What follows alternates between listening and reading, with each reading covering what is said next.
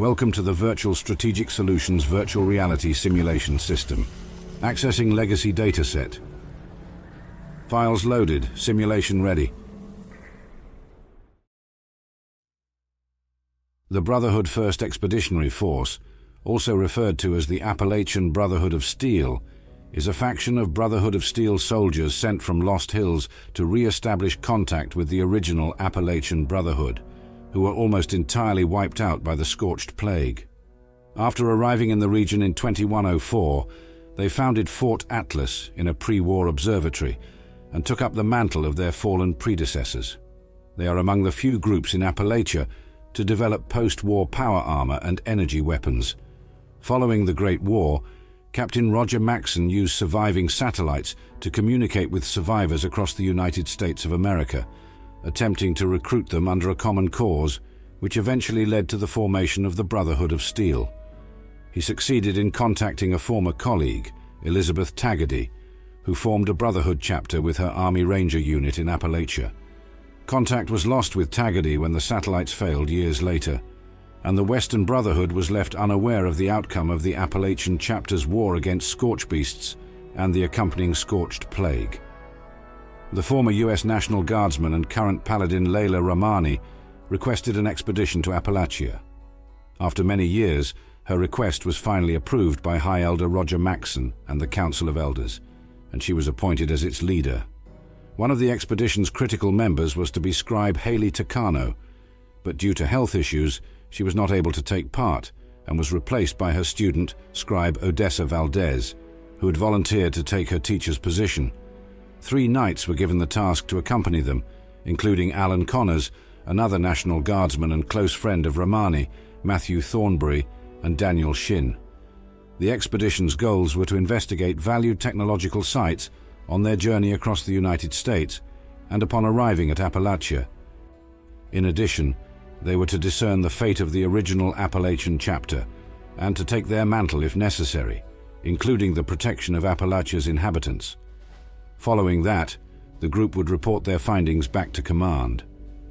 Paladin Ramani led the 1st Expeditionary Force east from the Lost Hills bunker. Upon reaching the Sierra Nevada mountains, they encountered a group of raiders armed with fusion cores and advanced weaponry who had captured a unit of Brotherhood soldiers. Knight Thornbury personally rescued the soldiers and recovered the technology. This earned the respect of Ramani, who charged him with the task of safely guiding the wounded soldiers back to Lost Hills. After crossing the Rocky Mountains, radio communications were lost between Lost Hills and the Expeditionary Force. Over the course of the following months, the scribes at Lost Hills tried to reach the group, but to no avail. Command sent various encrypted radio messages, first while estimating their location near Lincoln, and later ordering the expedition to divert from their primary goal.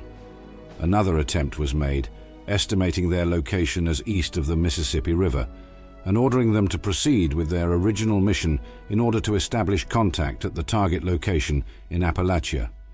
The next radio message was recorded off the record by Elder Roger Maxson via a private channel to Paladin Leila Ramani. He believed the Paladin understood the value and purpose of the Brotherhood of Steel, and despite their disagreements, Maxson hoped the lack of communication was simply due to the inability of answering back. Otherwise, the radio silence would be taken as desertion by the Council of Elders, and Maxson would be overruled in regards to what to do with the expedition and wouldn't be able to defend her anymore. After more than 3 months without any contact with the 1st Expeditionary Force, Elder Maxson sent a last official message to Paladin Ramani. The scribes estimated they had already entered Appalachia and should be close to their target destination at the Atlas Observatory.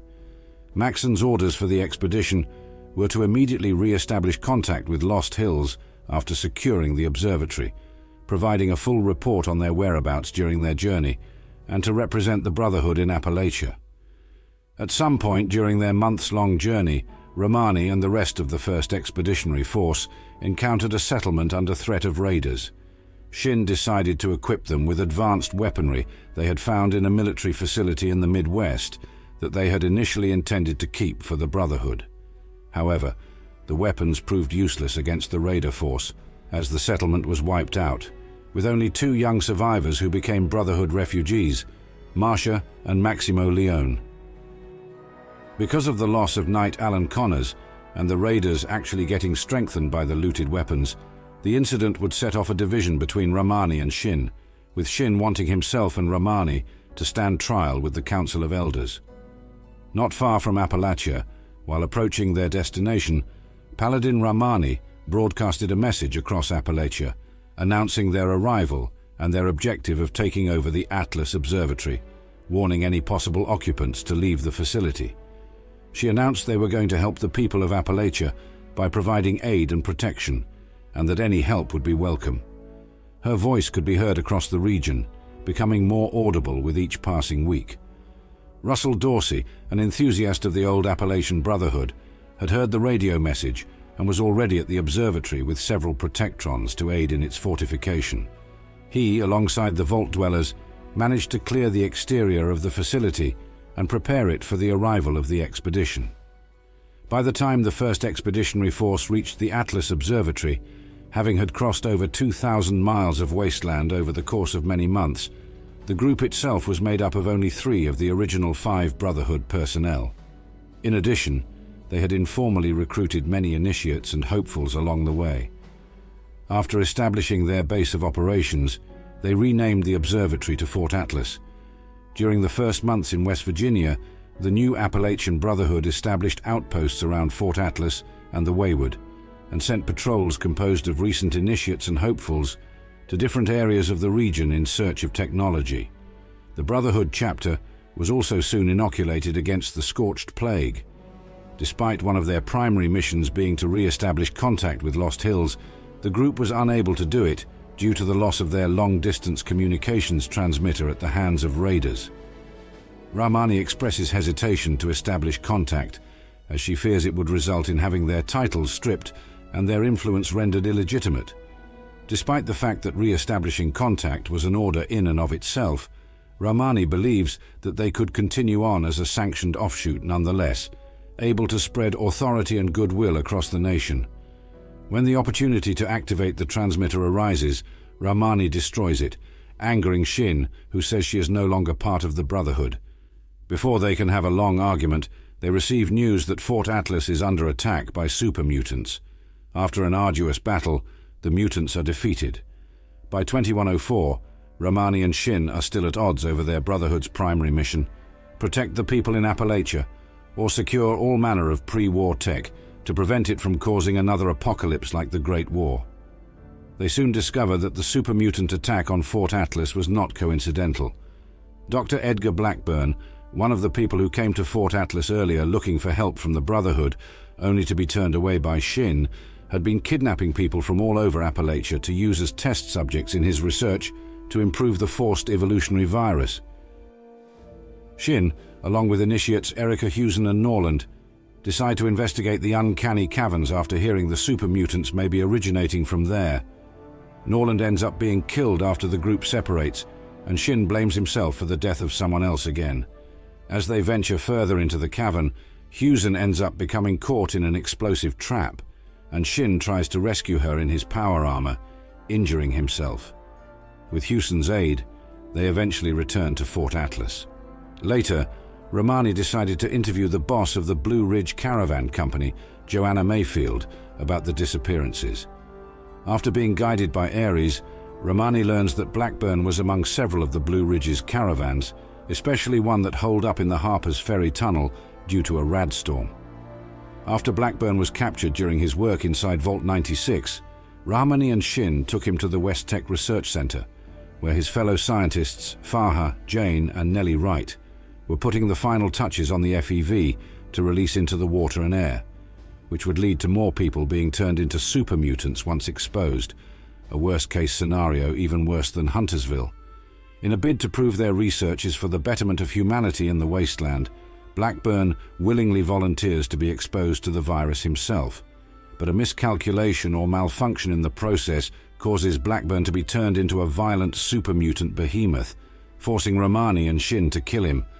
After, Shin erupts at Rahmani, scolding her that something like this was just what the Elders wanted to prevent, people trying to play God with science.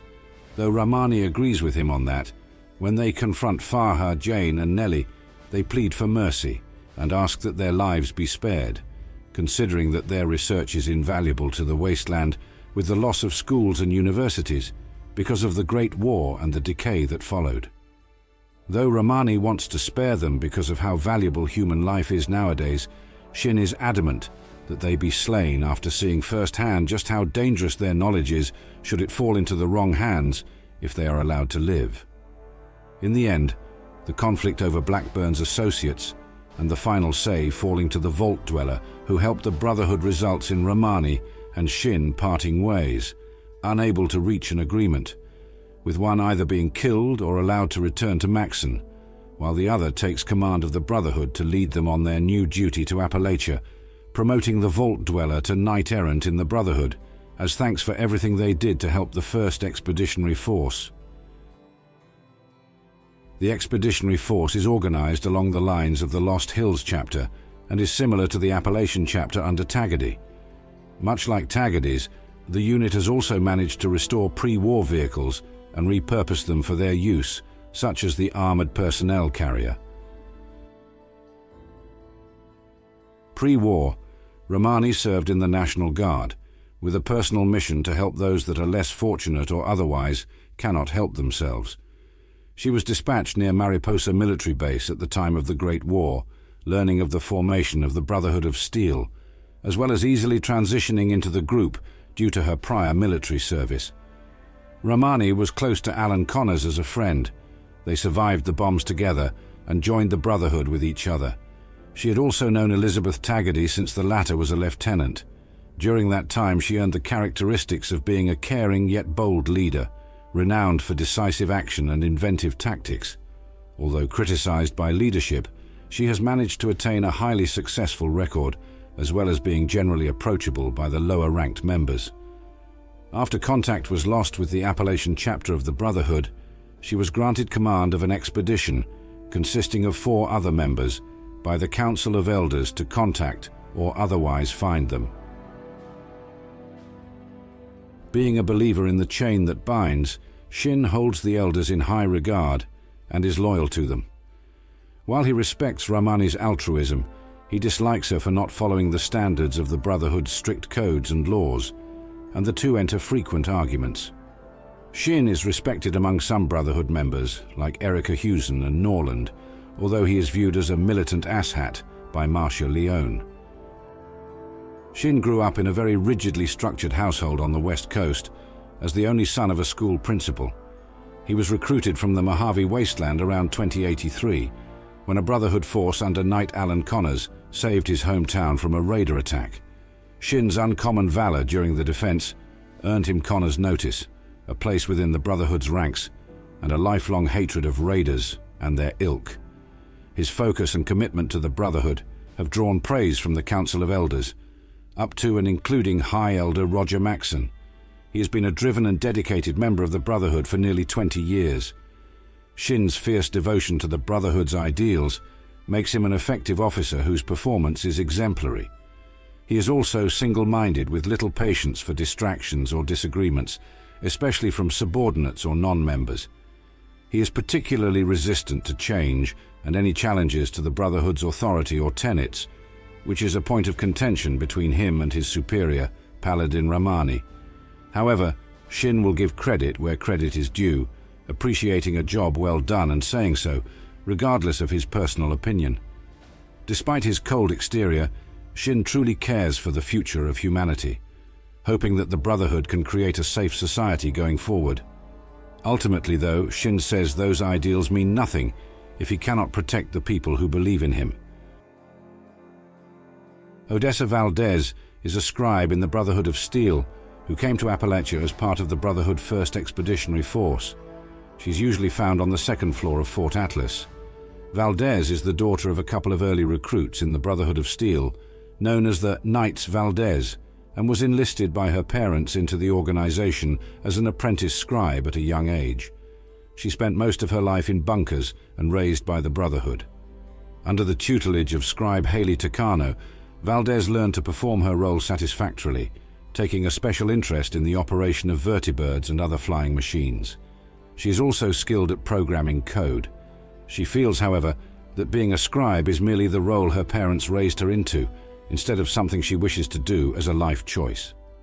At some point prior, or around 2103, Valdez volunteered for an expedition to Appalachia in the East Coast, excited at the chance of having an adventure like her peers. She took the place of scribe Takano, who was unable to join due to health concerns. Valdez insisted Takano stay behind for her health as well. Valdez became the official scribe and keeper of the scrolls of the Brotherhood First Expeditionary Force and joined the original members of the expedition, Paladin Romani, Knight Connors, Knight Thornbury and Knight Shin, east across the wasteland. Aided by the Vault 76 residents, Valdez is able to investigate the older workings of Fort Atlas, formerly the Atlas Observatory, recovering an ultrasight fuel cell that is later used by Romani and Shin to try and use an Enclave long-range transmitter to re-establish contact with Elder Roger Maxson and Lost Hills. Valdez joins a Vault Dweller with hitting Vault 96 to capture Edgar Blackburn, rescuing several survivors including Cassie Halloway and getting them medical attention and evacuating them back to places like Foundation and Fort Atlas. Valdez and the Vault Dweller confront Blackburn, who surrenders without a fight. When he later reveals that his colleagues are about to finish the FEV at the West Tech Research Facility, Valdez is horrified by the consequences of if they are allowed to succeed. The Vault Dweller, along with Paladin Romani and Knight Shin, prevent the plan from coming to fruition, but only one of Valdez's superiors returns to Fort Atlas afterwards with the Vault Dwellers, revealing what became of the other one following the events at West Tech, and names the Vault Dwellers Knight Errant in the Brotherhood. If the Vault Dwellers sided with Romani and spared Blackburn's colleagues Dr. Faha, Nellie Wright and Dr. Jane, they and their research will be placed under Valdez's supervision. Solomon Hardy is originally from Detroit, coming from a long line of doctors, including both of his parents. He obtained his name through his parents running a chapel in their hospital, although the second choice was Ichabod. Though he was interested in continuing the tradition of medicine, he struggled in school and lost interest. Accordingly, he joined the United States Army after graduating high school, as he felt that it offered the opportunity to make a difference. From Detroit, the Army helped him travel all over and experience new places. By the time the bombs dropped, Solomon had resumed his education and was in his final year of medical school, far from home, though he never was able to get a medical degree. As a result, he considers himself a doctor, but not a licensed doctor with an abbreviation. He traveled from place to place after the war. Although many people needed healing, he could only do so much alone, and survivors were often distrustful of him, even if he knew medicine and not a lying raider. Seeing the suffering around him took a toll on his mental health. He finally crossed paths with Paladin Romani's First Expeditionary Force. Seeing the opportunity to continue to help others, and having formed a close relationship with Romani herself, Solomon eagerly joined the cause as a medic. Though he strongly agrees with Romani's leadership style, he's uncomfortable with the overbearing leadership style of the California chapter of the Brotherhood of Steel. Before joining the Brotherhood, Hardy was teaching Erica Hewson all he knew about medicine. After he was recruited, he recommended Hewson to them, leading to her recruitment as an initiate. Before Hewson joined the Brotherhood of Steel, she did not view herself as anyone important or remarkable in society. She grew up in a town that was being frequently attacked by super mutants and raiders. It was then that Dr. Solomon Hardy appeared and started teaching Hewson most of what she knows today, while she tried to help him to the best of her ability. Eventually, the Brotherhood came to town and recruited Dr. Hardy as an initiate, who then recommended Hewson to them, in turn leading to her recruitment as an initiate. The recommendation was approved by Paladin Romani. Hewson would eventually find her way to Fort Atlas with the rest of the Brotherhood. She lacks self-confidence and is extremely reluctant to go on any field missions that could put her life in danger, preferring to help the group within safety. She also mentions she does not do well with really big changes. She is pretty sure that Knight Shin hates her, although she highly respects him and his leadership and wishes to make him proud. She once messed up saying the Brotherhood's motto in front of Shin, saying Vic Adorium instead. When Shin requests her on a mission, She thinks some terrible mistake must have happened, and she was intended to be discharged instead. Felton Reed is an initiate in the Brotherhood First Expeditionary Force who aspires to become a scribe. In order to accomplish this goal, he is committed to finding and documenting relevant technology across Appalachia. Reed is on a field mission to scavenge and retrieve technology with military or scientific value. He wants to prove himself by impressing the chain of command, but is unsure about what items will prove to be the most valuable. Reed will seek the Vault Dweller's advice about the most impressive tech item he has collected thus far, and proceed to deliver it to his superiors. In passing, he will mention to the Vault Dweller that he does not like to stay away from Fort Atlas for too long. Luis Ramirez is a young initiate who was born after the Great War, commenting that the post-war world is the only one he has ever known. He and his parents arrived with the settlers at Foundation, but he left home to join the Brotherhood after they set up base at Fort Atlas. Gaines is a native Appalachian. She had an older brother who was in the army during the Great War. He was shipped to California and then to somewhere else. She is unsure if he is alive, but she prefers to believe he is and hopes she will reunite with him. The Brotherhood of Steel came to her homestead that suffered a devastating scorched attack.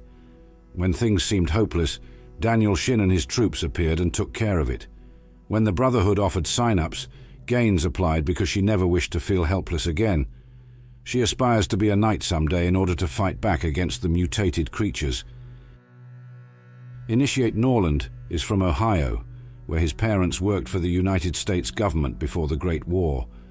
After hearing about the Brotherhood's presence in Appalachia and their commitment to preserving the world, Norland left home to join up, partly as a way to make up for his parents' role in the corrupt government that caused the Great War. Norland is a loyal soldier and eager to serve, though Knight Shin will caution him about his limits. Nevertheless, Shin is impressed with Norland's capabilities as a soldier and thinks highly of him. Norland, much like Shin, composes himself with strict etiquette because he believes he and his fellow soldiers should act as representatives of the Brotherhood. He also cares about his fitness and can be seen doing push-ups in the dormitory. Although he trusts the judgment of Paladin Ramani and Knight Shin, Norland does have reservations about Initiate Erica Hewson, as she does not seem militarily inclined to him. Hewson refers to Norland as Shin's favorite, and she admits to being sort of scared of Norland, viewing him as everything she is not. During the expedition to the Uncanny Caverns, Norland and Hewson get separated from the group, an event that leads to Norland's death by the hands of the super mutants. It is said that he will be given a decent burial. Initiate Pappas is a member of a Brotherhood of Steel technology recovery team reporting to Scribe Valdez. In order to observe and document the combat abilities of the Rust Eagle's battle bots, his team engages in pit fighting at the Metal Dome Arena. He is open to the idea of adopting a stage name to use when fighting alongside his fellow gladiators of steel. A great admirer of the Brotherhood, even before his recruitment, Dorsey worked with Vault 76's former dwellers to renovate Atlas Observatory into a base for the Brotherhood. Following their arrival from California, Dorsey was granted the rank of Initiate. He currently greets new arrivals at Fort Atlas and is enthused to talk about the Brotherhood and his role in it. Hailing from Maryland, Dorsey arrived in Appalachia around 2103 and moved in at Foundation with the rest of the settlers. While on scouting missions, he came across the remnants of the Appalachian Brotherhood of Steel, culminating in a growing obsession with the Brotherhood, fueled by his findings of records and logs at Fort Defiance. While he enjoyed his time at Foundation, he wanted to do more than just resettle the land. He also encountered the raiders at the crater, considering them nice, yet tough, but unable to see past their own profits. His father was part of the Navy, and served as inspiration for his resolve to put in the effort to help the Brotherhood, as Dorsey was unable to join the now-defunct US military. Upon hearing a broadcast from the Brotherhood First Expeditionary Force, Dorsey journeyed to Atlas Observatory and took control of the derelict facility, seeking to organize supplies, build fortifications, and otherwise make the facility operational for their arrival. He closed off the entrance of the observatory to contain the guard robots and began constructing additions onto the observatory, utilizing repaired construction protections, using hacking knowledge gained from a former Robco employee named Greg to trick them into seeing him as a supervisor. He hopes to utilize his efforts at Atlas to convince the returning Brotherhood into seeing him as a valuable asset, which ultimately paid off. Before the Great War, Vernon Dodge was a Marine veteran. He took a job bagging groceries once his service was finished, describing himself as burned out, with no family or friends. After the bombs dropped, he survived, but began to suffer from alcoholism. Years later, a recruiter for the Appalachian Brotherhood of Steel found Dodge and convinced him to join, giving him a second lease on life and maybe even civilization. At some point, Dodge, who had achieved the rank of initiate, developed a friendship with a younger member of the Appalachian Brotherhood. However, the kid had a lot more stick than carrot, suffering a nervous breakdown and going AWOL in the night. Initiate Dodge saw it as his duty to track him down, before anyone like Senior Knight Wilson would notice that the kid had gone missing. By the time Dodge caught up with him, they were both completely lost, a day's distance away from Appalachia and unable to gather their bearings. While they were lost, the two were attacked and captured by a group of raiders practicing slavery.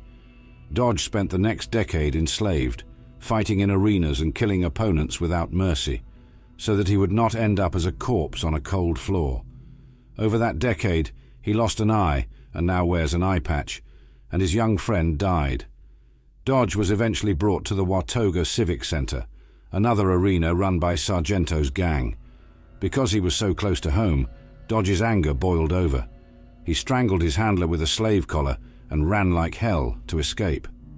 A search party was sent to recapture Dodge, but he managed to escape, albeit with a bullet in his leg, giving him a limp. Because of his unwitting desertion, Initiate Dodge was ultimately one of the few surviving members of the Appalachian Brotherhood who were virtually wiped out by the Scorched. Once he was free, he returned to find almost all of his comrades dead. He went back into hiding, taking residence in Watoga Towers and documenting his accounts for approximately 3 weeks, taking note of certain occurrences on a terminal. He has only recently re-emerged with the Brotherhood First Expeditionary Force's arrival from New California, seeking to establish a groundwork to support them. Initiate Dodge is the main point of contact for the Daily Ops feature, guiding the player character through missions. He maintains communication with the player character throughout the Daily Op, occasionally appearing via a transmission on the right-hand side of the HUD.